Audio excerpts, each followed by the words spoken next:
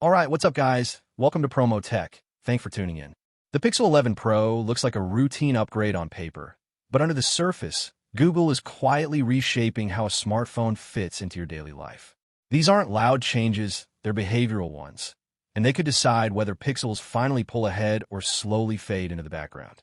Let's dive right into the video because this year isn't about chasing specs, it's about control, consistency, and subtle ecosystem moves that most people won't even notice until they switch away.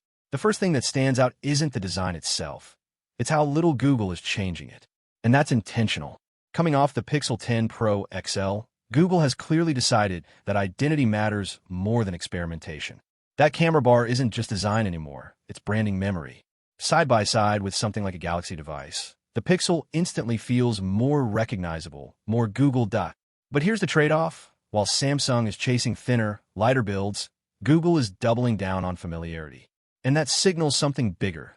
They're optimizing for long-term loyalty, not first impressions. Now here's where things get interesting. Pixel Snap, the quiet killer feature from last generation, isn't just staying, it's becoming foundational. While other brands still rely on cases or accessories, Google embedding magnets directly into the phone creates reliability you don't think about until you lose it. Car mounts, charging, even using your phone as a webcam. It just works. And compared to devices that still treat this as optional, the Pixel starts to feel more like a tool than just a phone. That's a subtle shift, but it's powerful. It tells you Google is building habits, not just features. But the biggest under-the-radar shift is happening in software, specifically with Gemini. Last year, it felt like a feature. This year, it feels like infrastructure. The Pixel 11 Pro isn't just running AI, it's depending on it. And that changes how you interact with your phone. Searching emails, recalling old purchases, even visualizing changes in your space. These aren't gimmicks anymore. But here's the uncomfortable truth. The more useful it gets, the more it relies on your personal data. That's the trade-off Google is betting you'll accept. And honestly, most people will. Now, quick pause. If you're someone who actually uses your phone for work, meetings, or content, this is where a lot of people hit a wall. Your phone is powerful, but it's not focused. That's why tools like Wolver are starting to make more sense.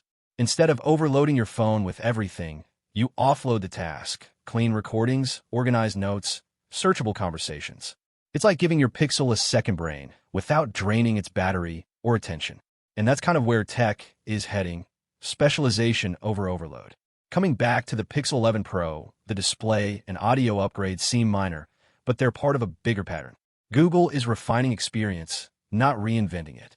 Adaptive tone returning, better speaker balance. These are quality of life improvements that don't show up in ads, but you feel them every single day. Compared side by side with older Pixels, the difference isn't dramatic, it's comfortable. And comfort is what keeps people from switching. But not everything is moving forward. The weight issue, still there. And it matters more now because competitors are going lighter. Once you've used a thinner phone, going back feels off.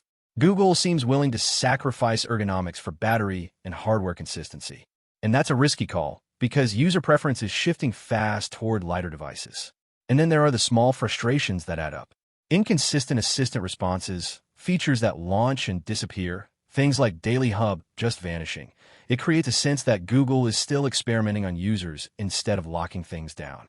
Compared to Apple's consistency or Samsung's feature depth, Pixel still feels a bit unfinished. Now, real quick, over 70% of you watching right now aren't subscribed. And if you're into these deeper breakdowns, not just specs, but what they actually mean long-term, you're exactly the kind of person this community is built for. So consider subscribing.